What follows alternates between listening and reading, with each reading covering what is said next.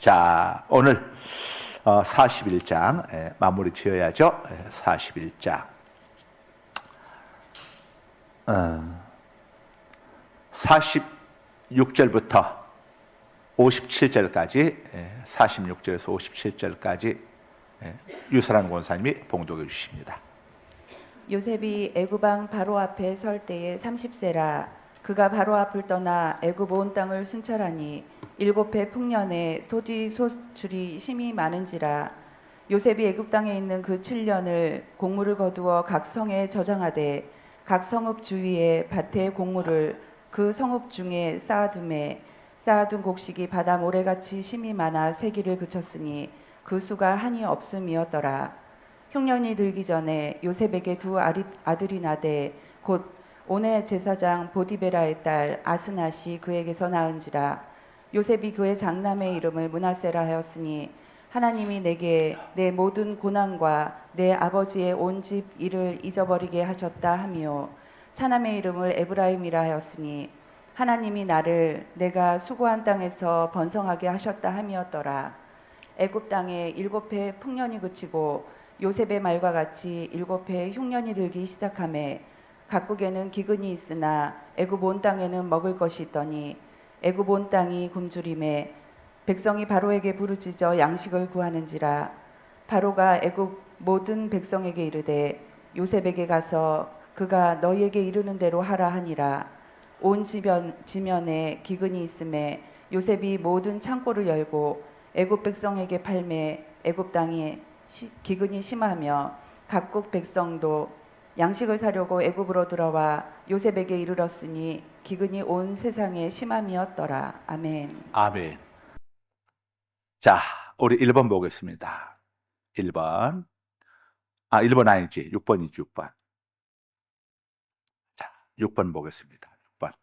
바로가 자, 마이크 들고 우리 권사님 읽으셔요. 바로가 꾼 꿈의 내용에 대해 요셉은 어떻게 해석해 주었는가? 자, 25절에서 31절 모두 함께 읽습니다. 시작. 요셉이 바로에게 아뢰되 바로의 꿈은 하나라. 하나님이 그가 하실 일을 바로에게 보이심이니이다. 7 좋은 암소는 7회요 7 좋은 이삭도 7회니 그 꿈은 하나라.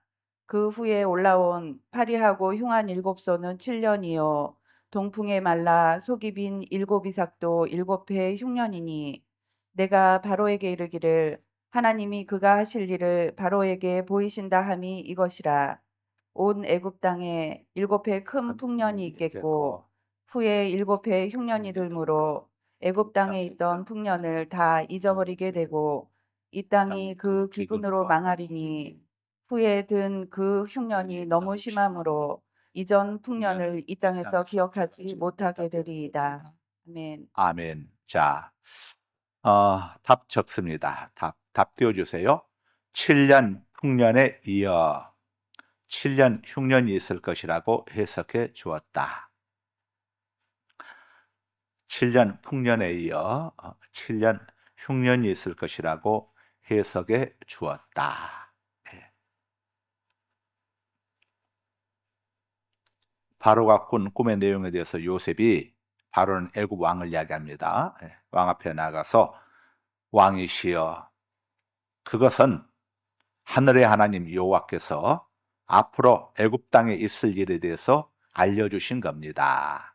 내용인즉 앞으로 7년 동안 풍년이 될 것이고 그 7년 풍년이 끝난 다음에는 이어서 7년 동안 흉년이 있을 것입니다. 이렇게 해석을 해준 겁니다.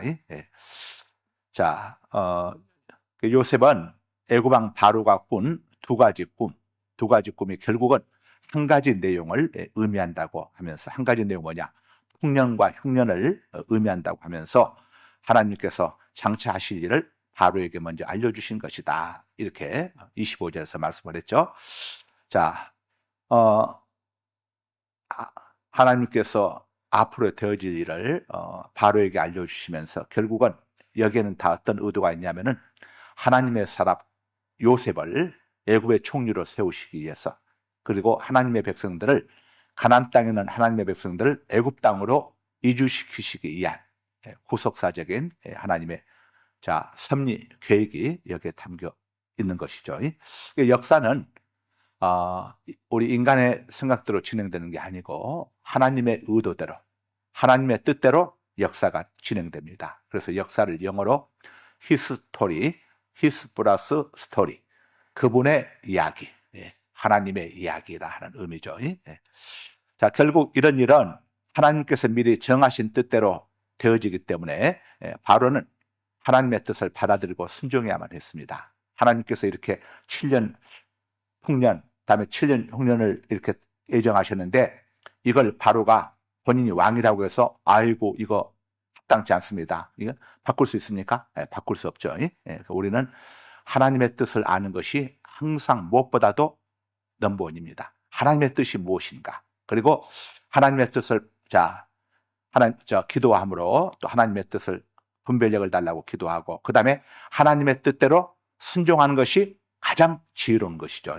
그래서 하나님의 뜻과 다르게 움직이게 되면은 이게 역사를 거쳐가게 되는 것이 돼가지고 인생 속에 많은 어려움을 겪게 됩니다. 그래서 가장 지혜로운 삶은 하나님의 뜻을 파악하고 하나님의 뜻대로 순종하는 것.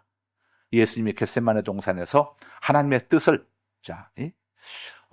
알고는 있었지만 너무 고통스러워가지고 하나님 앞에 간절히 기도했어요. 할 수만 있다면 내게서 이 고통의 잔을 거두어달라. 십자가를 짊어지지 않고 십자가를 내가 짊어지지 않고도 아버지의 뜻이 이루어질 수만 있다면 그렇게 해주시라.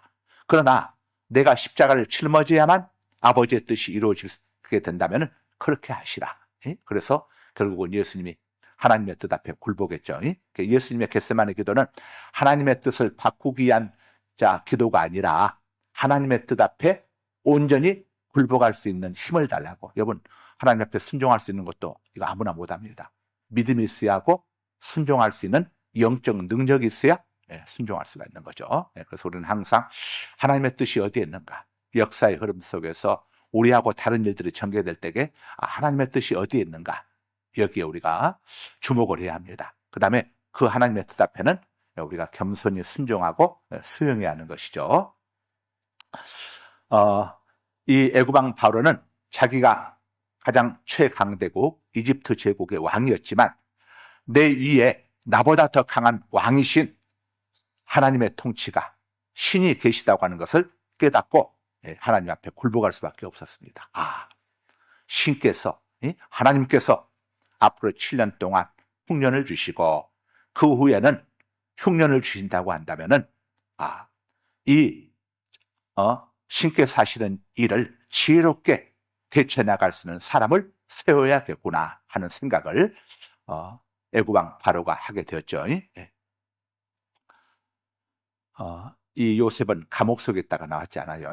감옥 속에 있다가 나왔지만은 요셉의 꿈 해몽 하나로 인해 가지고 그 막강한 애굽 왕이 여기에 굴복을 합니다. 그렇다면은 어떻게 해야 이 풍년과 흉년을 지혜롭게 대처나갈 수 있겠는가? 자, 여러분, 요셉은 감옥 속에 지금 갇혀 있어요. 죄수란 말이에요, 죄수. 그리고 히브리인이고. 그러나 하나님이 요셉과 함께 해주시니까 애굽 왕이 요셉 앞에서 두려워하면서 어떻게 해야 할지. 자, 하나님이 우리와 함께 해주시게 될 때에 얼마나 우리가 강해서가 아니라 우리는 요셉처럼 초라하고 죄인이고 죄수고 보잘것없고 부족할지라도 전능하신 하나님이 나와 함께 해주실 때에 얼마나 위대한, 이 애굽 왕도 함부로 대할 수 없는 이런 사람으로 우리를 높여주시는가 하는 것을 성경이 우리에게 알려주고 있습니다. 그래서 우리 애가 지금 신분이 초라하고 여러분들이 질병 속에 있을지라도 무슨 사업에 실패한 상관에 있을지라도 그 다음에 또 누군가에게 배신당해가지고 정말 초라한 가운데 있을지라도 하나님이 나와 함께 해주시게 되면은 내 이상이 이렇게 요셉처럼 하루아침에 달라질 수 있다는 사실. 우리는 이런 믿음을 가지고 요셉처럼 어떤 환경 상황 속에서도 낙심하지 말고 절망하지 말고 꾸준히 하나님과 교통하는, 하나님과 늘 교제하고 하나님 앞에 가까이 하는 이런 믿음의 삶을 살아가는 우리 모두가 되십시다. 다음에 7번입니다. 7번 읽어주세요. 우리 유선환 권사님. 요셉의 해석과 대비책을 들은 바로는 요셉에게 무엇라고 했는가? 예, 자, 요셉의 해석을 들었습니다. 그 다음에 또 대비책을 들은 바로가 요셉에게 뭐라고 했는가? 38절 읽기 시작. 바로가 그의 신하들에게 이르되 이와 같이 하나님의 영에 감동된 사람을 우리가 어찌 찾을 수 있으리요 하고. 자, 이제 이 꿈 해석을 다 해주고 나니까 애굽왕 바로가 요셉에게 물었습니다. 그렇다면은 어떻게 하겠는가? 7년 동안 풍년을 주시고 그 후에 7년간은 흉년을 주신다고 했는데, 그렇다면 우리가 어떻게 해야 풍년 때는 문제가 없어요. 풍년 이후에 다가오는 흉년을 막을 수가 있겠는가 하고 요셉에게 물었습니다. 그랬더니 요셉이 바로에게 해결책을 제시해 주었어요. 요셉이 바로에게 들려준 해결책은 뭐냐면은 바로 이런 겁니다. 애굽 전 지방에다가 특별히 이런 곡물, 흉년을 대비한 그런 관청을 두고 거기에다가 그걸 담당할 관리들을 임명해서 세워두고 7년간 흉년이 들었을 때에 백성들로부터 세금, 곡물을 거두어 들여가지고, 곡물들 남아돌잖아요. 그것들을 거두어 들여가지고 애굽 전역 곳곳마다 창고를, 식량을 저장할 수 있는 창고를 쌓아두고, 그 창고에는 식량들이 뭐 썩거나 또 뭐 이렇게 쥐나 사람들이 탈취하거나 쥐들이 하지 못하도록 철저하게 관리하고 보존할 수 있는 그런 쌀 창고를 애굽 전역에 만들어 두고, 창고만 만들어 주면 안 되죠. 그걸 관리할 사람이 있어야죠. 관리할 사람들을 다 두어가지고 7년 풍년이 될 때에 곡물을 애굽 전역에서 거두어서 자기들 그 지방 곳곳마다 보라동은 보라동, 상갈동은 상갈동, 공세동은 공세동, 고매동은 고매동, 지곡동은 지곡동, 신갈동은 신갈동, 곳곳마다 쌀 창고를 다 해서 거기다가 쌀을 저장해 두고, 그 다음에 관리들로 하여금 그 쌀을 관리를 잘 하도록 이렇게 하셔야 합니다. 그래서 이제 7년 동안 그 풍년 동안에 많은 곡식을 이제 쌓아두었다가 7년 흉년 때 그것들을 풀어서 이제 이 백성들에게 그걸 팔면 이건 나중에 이 애굽 왕실에도 큰 이익이 있을 것이고 백성들을 굶주리면서 면하게 할 수 있습니다. 풍년이 들었을 때에 거둬들인 양은 매년 토지 소산의 5분의 1을 거두어두면 됩니다. 5분의 1이면 얼마입니까? 20%죠. 20%. 이렇게 20%를 세금으로 거두어가지고 쌓아두라는 거죠. 매년 7년 동안 쌓아두라는 겁니다. 그러니까 이것은 평소에는 애굽에서 평소에 그 나라에서 거둬들인 양이 양의 5분의 1은 배에 해당되는 것이었습니다. 평소에는 10분의 1을 거두어들었는데 이때는 5분의 1을 거두어들도록 했어요. 왜냐? 양식이 워낙 많이 나오니까, 여유가 있으니까 5분의 1, 20%를 거두어들어도 문제가 없는 겁니다. 평상시에는 10%만 거두어들었지만은 양식이 워낙 많이 풍년이 들다 보니까 20%를 거두어들어도 아무 문제가 없었던 거예요. 그렇게 해야 앞으로 7년간 흉년이 될 때에 대비할 수가 있는 거죠. 그래서 7년 동안의 흉년을 위해서 7년 동안 준비하는 일, 이 대책을 요셉이 지금 애굽 왕에게 제시했어요. 이건 요셉의 지혜에서 나온 것이 아니라 하나님께서 요셉에게 지혜를 주신 거죠. 지식은 세상에서 공부해서 얻지만은 지혜는 누구로부터 옵니까? 지혜는 세상에서 나오는 게 아닙니다. 지혜는 누가 주시죠? 하나님이. 야고보서 1장 5절에 너희 중에 누구든지 지혜가 부족하거든 구하게 해주시고 꾸짖지 아니하시는 하나님께 구하라. 예를 들어서 우리 아이들이 어디 산에 가서 길을 잃게 되었을 때에 뭐 이정표 저기 찾고 이건 이제 지식적으로 해가지고 어디가 북쪽인지 우리 이렇게 뭐 나무에 나이트라든가 이거 보고 하는 거, 이건 이제 세상적인 지식이고, 믿음의 사람들은 그때 어떻게 합니까? 기도해야죠. 하나님, 우리가 길을 잃었습니다. 하나님, 길을 찾게 도와주세요. 사람들 만나게 도와주세요. 하고 거기서 기도하는 것은 이건 이제 믿음의 사람들. 이게 지혜죠, 지혜. 위기 상황 속에서 하나님 앞에 기도하는 건 이건 지혜입니다. 지혜죠. 자, 그래서 이 요셉이 꿈 해석과 함께 그 앞으로 7년 풍년 속에서 어떻게 해야 할 것이고 세금을 20%씩 거두어들여서 각 동네마다 창고를 만들어서 저장해 두고 그 다음에 흉년이 들 때는 그 동네에 쌓아둔 그 창고에 있는 쌀을 사람들에게 팔아가지고 왕실의 재산도 늘리고 그 다음에 백성들의 굶주림도 해결해 주도록 하는 이 방안을 제시한 것. 딱 들어보는 순간 왕의 마음이 얼마나 시원했는지 여름날의 냉수처럼 아주 시원했어요. 그런데 왕의 마음만 시원한 게 아니었어요. 거기에는 바로와 신하들의 마음까지도 시원했습니다. 이야, 정말 이 양반 정말 명정치가다. 어떻게 이렇게 이런 기가 막힌 대처 방법이 어디 있는가? 지금 우리가 10분의 1을 세금을 거두고 있는데 풍년 때는 10분의 1을 거두는 거에 전혀 부담이 안 되니까 백성들이 원망도 사지 않고 그렇게 해두었다가 나중에 흉년이 들게 되면은 백성들로부터 이 평사 같은 가격으로 돈을 받고 팔면서 왕실의 국가의 재정도 늘리고 그 다음에 백성들의 이 생활 문제도 해결해주고 야 정말 기가 막히다. 그러니까 이 요셉의 결책을 듣는 순간 바로가 이 사람은 사람의 이 청년의 지금 이 대책은 사람에게서 나오는 것이 아니다. 이건 하나님의 감동으로만 성령 하나님께서 주시는 지혜로만 가능한 것이다. 그래서 하나님의 신에 감동된 사람을 하나님의 영에 개역 성경에는 하나님의 신에 감동된 사람이라고 나오는데 개역개정 성경에는 하나님의 영에 감동된 사람이라고 나오죠. 예. 하나님의 영에 감동된 사람, 하나님의 신에 감동된 사람, 성령 하나님께 감동된 사람을 물론 애굽왕이며 성령 하나님을 알 리 없었겠지만은 하나님의 영에 감동된 사람을 어디서 찾을 수가 있겠는가? 하나님께서 우리 애굽을 위해서 이런 청년을 저 감옥 속에다 대비해 두고 있었구나. 그래서 이 요셉이 졸지에 감옥에 있다가 한순간에 애굽의 총리로 발탁되어지는. 누구 때문에 애굽의 총리로 발탁됐습니까? 누구 때문에? 하나님 때문에.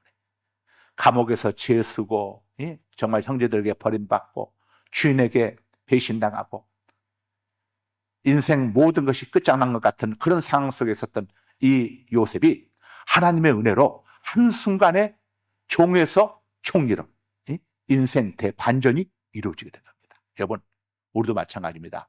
하나님께서 여러분의 삶 속에, 여러분의 사업장에, 여러분의 배우자들에게, 자녀들에게 하나님께서 성령 하나님께서 역사하시고 은혜 주시게 되면 인생 대반전이 이루어지게 되는 거예요. 인생 대반전이 이루어지게 됩니다. 아멘들이 없습니까? 별로 실감들이 안 나시는가 보다. 하여간 믿음대로 되어질 줄로 믿습니다.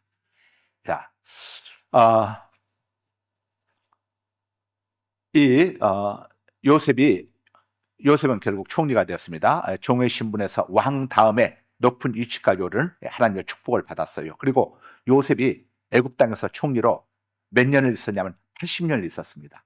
여러분, 요즘 같은 민주주의 국가에서도 총리 한 대통령 하에서 5년간 임기 마치기가 쉽지 않습니다. 중간에 바뀌죠. 몇 번씩 바뀌는 경우도 있어요. 그런데 요셉은 그 왕권 하에서 80년을 또나 이방인이었으니까 얼마나 시기와 질투가 많았겠습니까? 그럼에도 불구하고 80년을 총리로 버틸 수 있었어요. 물론 여기에는 하나님의 은혜가 90%는 하나님의 은혜였죠. 그러나 나머지 10%는 뭐였겠습니까? 요셉이 고난의 과정을 통해서 형님들에게 배신당하고 주인에게 배신당하고 또 감옥 속에서 만인을 견디면서 거기서 철저한 자기관리법을 배우게 된 거죠. 내가 형님들 앞에서 쓸데없는 말을 해가지고 이렇게 노예로 팔렸는데 내가 앞으로 2번 다시 사람들 앞에서 오해 살 수 있는 말을 안 해야겠다. 그래서 요셉이 애굽 땅의 그 왕과 신하들 앞에서 자기 옛날을 꿈 이야기 한 것 전혀 나오지 않지 않습니까? 철저하게 입단속을 한 겁니다. 자기 입단속을 한 거예요. 그 다음에 자기 형제들을 애굽 땅으로 데리고 왔을 때에 왕이 요셉에게 그대의 형제들에게 어떤 자리를 주면 좋을까? 예? 형제들에게 자 물어보도록 하시오. 그랬더니 요셉이 형제들 다 모아놓고 이야기하죠. 형님들, 내일 왕께서 형님들에게 어떤 일을 하고 싶으냐고 물어볼 겁니다. 그러면 형님들은 무조건 다른 말 하면 안 됩니다. 우리는 평생 양만 촌 이 목자입니다. 그러니 고센 땅에 가서 양들 치는 이런 일만 우리는 하고 싶다고 이야기하셔야 합니다. 괜히 용인시장 욕심내지 말고, 평택시장 욕심내지 말고, 서울시장 욕심내지 말고, 그냥 욕심 다 내려놓고 우리는 양치는 일밖에는 할 수 있는 일이 없다고 하셔야 합니다. 단도리를 시키잖아요. 그래가지고 왕 앞에 가서 왕이 물어보니까 형들이 그렇게 이야기하지 않습니까? 여러분, 세상에 동생이 총리인데 동생의 입장에서도 형님들 높은 자리 하나씩 주면은 본인 가오도 살고, 아이고 동생 잘 만나가지고, 총리 동생 만나가지고 시장 되고 도지사 되고, 이야, 여러분 얼마나 참 험잡을 수 있지 않습니까? 그런데 그렇게 했을 경우에 나중에 요즘 같은 시대에도 정치 보복 같은 거나 이런 것들 해서 큰일 당할 수가 있잖아요. 그런데 그 시대에 어떻게 되겠어요? 그래서 요셉이 자기 형님들 단도리를 한 겁니다. 철저하게 자기뿐만 아니라 자기 주변 관리까지 요셉이 아주 철저하게 한 겁니다. 우리가 어떤 하나님께서 주신 복을 받아서 누릴 때에 여러분들 우리가 꼭 기억해야 할 것은 자기 관리하고 또 주변 관리를 잘 해야죠.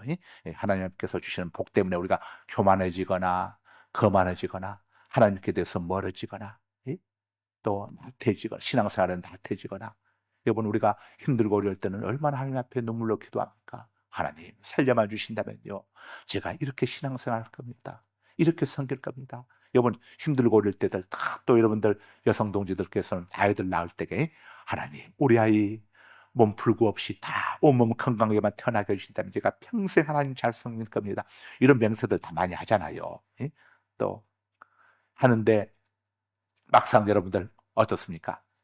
그런 약속들 맹세들 해놓고 지금 제대로 잘 지키고 있는지 한번 가슴에 손을 얹고 한번 생각들 해보세요. 정말 내가 힘들고 어렵고 아쉬울 때에 하나님 앞에 약속했던 것들을 지금 내가 그대로 행하고 있는가? 우리가 한번 생각해 볼 필요가 있죠. 요셉은 이 믿음을 끝까지 변치 않았음을, 그가 80년 동안 죽을 때까지 총리의 자리를 지켰다고 하는 것을 보았을 때에 요셉이 자기 관리, 주변 관리 이런 것들을 끝까지 철저하게 행했다는 것을 엿볼 수가 있습니다. 자, 다음에 8번입니다. 8번. 자, 바로는 요셉에게 어떤 직책을 부여했는가? 40절에서 41절 이렇게 시작. 너는 내 집을 다스리라. 내 백성이 다 내 명령에 복종하리니 내가 너보다 높은 것은 내 왕자뿐이니라.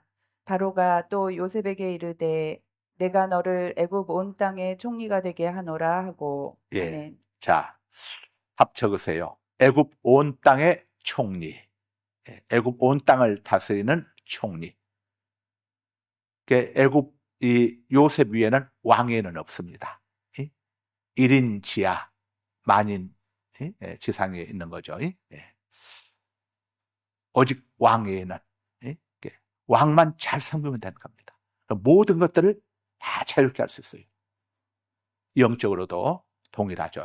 우리가 우리의 왕이신 하나님과 좋은 관계만 맺게 되면은 너희는 먼저 그의 나라와 그의 의를 구하라. 그러면 이 모든 것을 너희에게 더하여 주시리라. 요셉은 왕하고의 관계만 잘 맺게 되면은 애굽 온 땅에 있는 것을 마음껏 자기가 다스릴 수 있었어. 컨트롤할 수 있었어요. 우리도 우리의 왕이신 주님과 좋은 관계만 맺게 되면 하나님께서 우리에게 만사 형통하도록 은혜를 주시는 거죠. 그래서 우리 성도들도 요셉은 자나깨나 누구에게 집중했겠습니까? 왕과의 관계, 왕의 심기를 불편하지 않기 위해서, 그 다음에 왕의 명령을 잘 청종하고 이렇게 행했겠죠.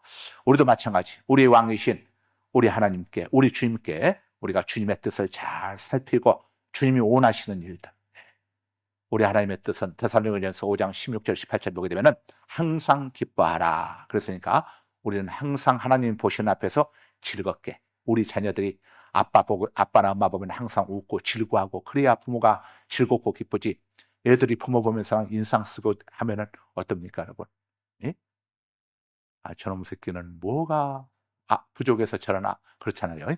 항상 하나님 앞에서 우리는 예수님 때문에 구원받은 사람들이고 예수님 때문에 하나님의 자녀가 되고 천국 백성이 된 예?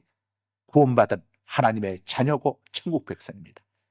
그리고 성령 하나님께서 우리가 늘 함께 해주시고 여러분 얼마나 우리가 엄청난 복을 받았습니까? 그래서 우리는 항상 기뻐해야 할 당위성이 기뻐해야 할 이유가 있는 거예요. 또 쉬지 말고 기도하라고 그랬죠. 뭐든지 하나님께 기도하라고 그랬으니까 뭐든지 하나님 앞에 먼저 보고를 잘해야지. 하나님 앞에 보고를 잘했어요. 하나님 오늘 또 이런 일이 있습니다. 하나님 우리 신랑이 지금 사업이 위급하다고 합니다. 하나님 앞에 신속하게 보고를 해서 우리 아이가 지금 오늘 시험을 치르게 됩니다. 신속하게 하나님 앞에 보고하고 또 하나님 앞에 의논하고 또 하나님 앞에 묻고 하나님 이런 사업을 우리 신랑이 하려고 하는데 해도 됩니까? 해서는 안 됩니까? 해서 안 되는 것 같으면 하나님 막아주십시오 하고 우리가 또 하나님 앞에 기도해야죠. 그럼 또 하나님이 기가 막히게 누군가를 통해서 막아주시는 거예요. 자, 그 다음에 뭐라고 했습니까? 범사에 감사하라. 이 말은 지금 아무리 내가 슬프고 고통스럽고 괴롭고 정말 초라한 가운데 있을지라도 범사의 모든 일에 대해서 하나님을 신뢰하고 하나님께서 모든 것을 합력하여 선을 이루어 주실 줄 믿고 감사라고 했으니까 감사하는 겁니다. 요셉이 감옥 속에서 원망하고 불평하며 지냈겠습니까? 감사하며 지냈겠습니까? 요셉은 그 술 맡은 관원장 또 떡 굽는 관원장을 정성껏 섬겼다고 하지 않습니까? 그들의 얼굴 표정만 달라져 좀 이상해도 아니 오늘 얼굴 표정이 이상합니다. 두 분에게 무슨 일입니까? 그 정도로 세심하게 관원장들의 얼굴을 살펴줄 정도였다면 본인의 마음이 얼마나 평정심을 갖고 있었는가 하는 것을 내가 지금 감옥 속에 들어와서 내 코가 석자인데 내가 지금 누굴 돌보겠어? 이랬다면 요셉이 그렇게 할 수가 없었겠죠. 요셉은 범사에 하나님을 인정하고 모든 것을 합력하여 선을 이루실 하나님을 믿고 믿음으로 감옥 속에서 지냈다는 것을 엿볼 수 있습니다. 그래서 훗날 요셉이 자기 형들에게 그러지 않아요. 이야기하죠. 형들이 나를 팔았다고 두려워하지 마소서. 형님들이 나를 판 것이 아니라 우리 하나님 여호와께서 형님들을 통해서 나를 애굽 땅에 먼저 보내셔서 총리가 되게 해주셨나이다. 이렇게 이야기하잖아요. 그러니까 요셉은 벌써 생각부터가 모든 생각의 기준을 사람에게 두지 않아. 하나님께서 형님들 통해서 나를 이곳에 보내셨나이다. 그러니까 우리의 모든 문제에 대한 문제를 우리가 지금 고통 속에 있을지라도 그걸 누구 때문에 아무개 때문에 우리 신랑 때문에 이게 아니라 하나님께서 우리 신랑을 통해서 우리 시어머니를 통해서 우리 또 올케를 통해서 또 신우를 통해서 나에게 이렇게 하시는 것은 나로 하여금 기도하라는 그리고 더 겸손하라는 또 모든 초점을 누구에게 맞춥니까? 하나님께 맞췄어요. 요셉은 여러분들도 지금 어떤 문제들이 있을 때에 포커스를 어쩌다 내가 재수없이 이 집에 시집 와서가 아니라 전부 누구에게 맡게 합니까? 하나님께. 하나님께서 절대 실수하지 않으신 하나님, 결코 해로운 걸 주시지 않으신 하나님, 모든 걸 합력하여 선을 이루신 하나님께서 나를 이곳에 보내신 것은, 이 집에 보내신 것은 나를 통하여 이 집안을 복음화시키고 예수님께서 구원받게 하시고 내가 아니면 할 수 없기 때문에 하나님이 나를 믿으시고 이 집안으로 보내셨구나. 오늘 이렇게 받아들여야 하는 거죠. 이게 복음적입니다. 이게 성경적이죠. 네. 자, 그 다음에 9번 봅니다. 요셉이 총리가 되었을 때 나이는 46절 시작. 요셉이 애굽 왕 바로 앞에 설 때에 30세라. 그가 바로 앞을 떠나 애굽 온 땅을 순찰하니. 답 30세. 30세. 옛날 김종필 씨가 고 김종필 씨가 30대 총리가 됐었죠. 5.16 혁명 이후에 30대 때 총리가 되었습니다. 30대 총리. 우리나라에서는 아마 30대 총리는 김종필 씨, 아마 고 김종필 씨가 최초고 그 이유는 아마 없을 거예요. 아직까지도. 요셉은 17살 때 애굽으로 팔려왔습니다. 형님들에 의해서 팔렸죠. 그런데 그 배후에는 형님들 통해서 하나님이 요셉을 애굽 땅으로 보내신 겁니다. 그렇다고 해서 형님들이 이런 악한 일을 하도록 하나님께서 형님들 충동지르느냐? 그건 아니에요. 형님들의 그 악함을 통로 삼아서 하나님께서 역사는 하셨지만은 죄를 짓게 하는 것까지 하나님이 하도록 하신 건 아닙니다. 자, 가룟 유다가 예수님을 팔았습니다. 하나님이 가룟 유다를 통해서 예수님을 팔게 하신 게 아니에요. 가룟 유다가 돈 욕심 때문에 예수님을 팔았지만은 하나님은 이 가룟 유다의 악을 통로 삼아서 예수님을 우리의 구속을 이루는 메시아의 사명을 이루는 그 길로 인도해 가신 것이지, 가룟 유다를 조종을 해서 가룟 유다가 예수님을 팔게 한 게 아닙니다. 그래서 우리는 어떤 경우에도 악의 통로가 되어서는 안 되는 거예요. 자, 악의 통로로 사는 것이 아니라 우리는 선의 통로로 살아가야죠. 악의 통로가 되어서는 안 되는 겁니다. 자, 13년 동안 17세 때 팔렸으니까 13년 동안 노예살이 한 겁니다. 여러분, 말이 13년이지 10년이면 강산도 변한다고 하는데 13년 동안 노예살이 하는 요셉 입장에서 얼마나 고통스럽겠습니까? 그 13년 동안에 하나님께서는 요셉에게 있어서 빼야 할 것들을 다 빼는 겁니다. 이게 그냥 해서는 안 될 막 함부로 짓거리는 이런 것들, 또 이런 여러 가지 것들 전부 빼내셨어요. 13년의 세월 동안. 그리고 최소한 3년간은 감옥에 갇혀 있었던 것으로 이렇게 주석에 보니까 되어 있습니다. 이 술 맡은 관원장이 옥에서 나가고 난 다음에 만 2년이고 그 이전에까지 해서 최소한 3년은 감옥에 있었을 것이다. 10년 동안 이렇게 고생하고 또 3년은 감옥에 있었고 합쳐서 13년 동안. 그런데 요셉은 13년간 고생을 했지만 이후로 80년 동안 총리로 살다가 110세에 세상을 떠나게 됩니다. 창세기 50장 22절 26절 한번 읽어주세요. 요셉이 그의 아버지의 가족과 함께 애굽에 거주하여 110세를 살며, 요셉이 110세의 죽음에 그들이 그의 몸에 향재료를 넣고 애굽에서 입관하였더라. 80년을 더 이렇게 누리게 되었고, 또 그뿐만이 아니라 요셉의 그런 고난이 있었기 때문에 자기 아버지와 형님들과 형수들과 조카들까지 전부 다 애굽 땅으로 이주해 가지고 7년 흉년을 피하고 거기서 애굽의 보호 아래 어마어마한 바닷가에 모래알처럼 많은 수백만의 민족으로 히브리인들이, 이스라엘 백성들이 이렇게 중다하게 된 거죠. 번성하게 된 겁니다. 하나님의 섭리였습니다. 하나님의 인도하심이었죠. 자, 10번. 요셉이 애굽 땅에서 낳은 두 아들의 이름은 51절 52절 이렇게 시작. 요셉이 그의 장남의 이름을 므낫세라 하였으니 하나님이 내게 내 모든 고난과 내 아버지의 온 집 일을 잊어버리게 하셨다 하며, 차남의 이름을 에브라임이라 하였으니 하나님이 나를 내가 수고한 땅에서 번성하게 하셨다 함이었더라. 답. 므낫세와 에브라임. 자, 요셉의 큰아들은 므낫세, 둘째 아들은 에브라임. 큰아들의 이름을 므낫세라고 지었죠. 므낫세의 뜻은 잊어버린다. 과거의 고난과 고통과 아픔과 슬픔을 다 잊어버렸어.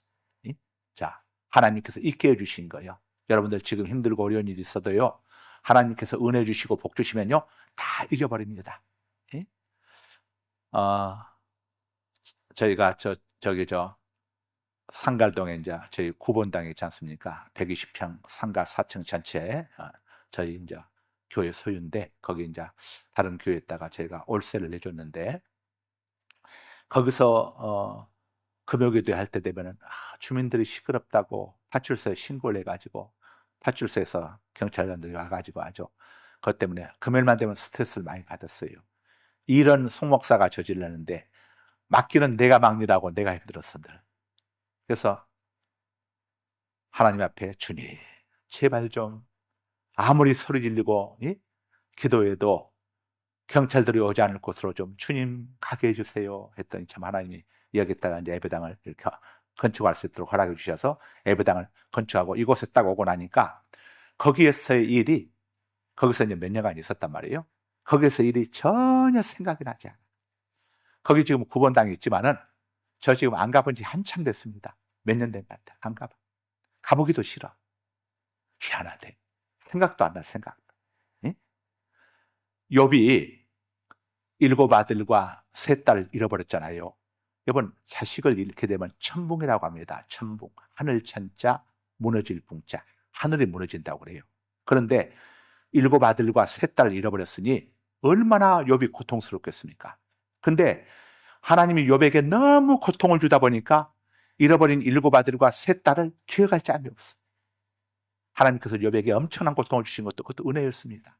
안 그랬으면 욥이 7 아들 3 딸 그리워하다가 아마 아들에 대한 상사병, 딸에 대한 상사병 나가지고 어떻게 됐을지도 몰라요. 근데 욥에게 고통이 너무 심하다 보니까 죽은 아들, 딸 생각도 안 났어. 그리고 나중에는 하나님께서 새로운 7 아들과 3 딸을 주지 않습니까? 그때는 새로 얻은 7 아들과 3 딸이 너무 좋아가지고 앞에 죽은 7 아들과 3 딸이 생각나지 않았어. 야, 하나님이 하시는 방법은요, 기가 막힙니다. 어떤 때는 고난을 너무 주셔가지고 우리가 잃어버린 어떤 것들에 대한 것들을 생각나지 않게 하심으로 우리의 마음과 정신을 또 지킬 수 있게 해주시고, 그 다음에는 너무 엄청난 복을 주셔가지고 과거의 것들이 전혀 생각나지 않게 해주시는 거예요. 자, 바로 그래서 요셉이 거기서 이제 총리가 되고 나서 얼마나 좋았겠어요. 야, 정말 애굽 전역을 다니면서 가는 곳마다 총리께서 오셨다고 막 난리가 나고 얼마나 환영을 받고 대접을 받고 그냥 요셉의 말 한마디에 다 벌벌 떨면서 이렇게 행하니 젊은 요셉이 얼마나 신바람이 났겠어요. 그러니 과거의 것을 다 잊어버렸어. 거기다가 애굽에서 애굽에서 가장 뛰어난 이런 또 이 여인을 아내로 또 맞이하게 되지 않습니까? 그래서 그러다 해서 이제 아들 낳다 보니까 너무 행복한 겁니다. 정말 좋은 배우자 만나가지고 또 자식 낳고 사니 얼마나 기쁘겠어요. 그러니까 또 잊어버린 거예요. 다 잊어버린 거죠. 그래서 아들의 이름을 므낫세. 하나님이 지난 일을 다 잊게 해주시는구나. 그러니까 여러분들, 지금 우리가 다 이 땅에 살면서는요, 고통도 있고 아픔도 있고 과거에 대한 어떤 것들이 있습니다. 그러나 우리가 이 땅을 떠나서 낙원의 천국에 입성하는 순간 과거를 다 지난 것들은 추억이 되어버린 거예요. 추억이 다 잊어지는 거죠. 추억이 되어버려요. 추억이. 아마 이 나사로, 누가 보면 16장에 나온 나사로가 그런 생각을, 성경은 나와 있지 않지만 아마 그랬을지 모릅니다. 아유, 내가 세상에 있을 때 더 고생했었어야 하는데, 이렇게 좋은 낙원이 있는 걸 내가 아브라함 품에서 이렇게 행복한 것을, 세상에서 더 고생해서도 괜찮았겠다. 그러지 않았겠어요? 자, 그 다음에 둘째 아들의 이름을 에브라임이라고 했습니다. 이건 창성한, 너무 하나님께서 주신 복이 엄청나다는 이런 의미를 가지고 있는 거죠. 그래서 에브라임이라고 지었습니다.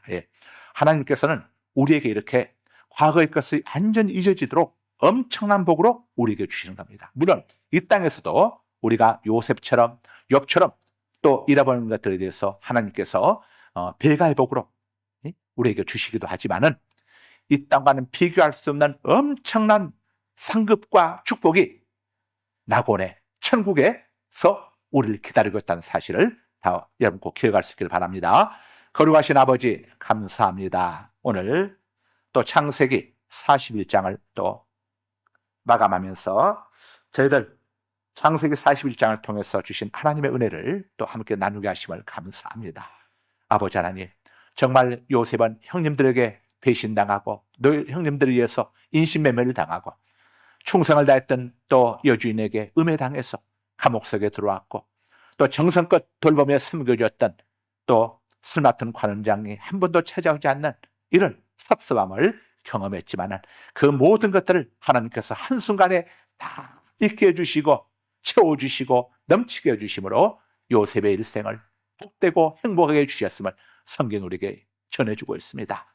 우리가 어떤 환경 상황 속에 있을지라도 낙심하거나 절망하지 않고 하나님께 달려 원망하거나 불평하지 아니하고 요셉처럼 인내하면서, 믿음으로 인내하면서 아버지여 늘 주님을 가까이 하는 믿음의 삶을 삶으로 인해서 이렇게 아버지 우리 아픔과 아팠던 과거들 모든 것들을 다 잊어버리고 아버지 주님 은혜 안에서 영원한 행복을 누리는 복된 하나님의 사람, 하나님의 자녀, 하나님의 백성, 천국 백성들로 살아갈 그날이 우리에게 예비됐다는 사실을 기억하게 하여 주시고, 또 이 땅에서 주시는 하나님의 은혜와 치유와 회복을 경험하고 누릴 수 있도록 또한 은혜 베풀어 주옵소서.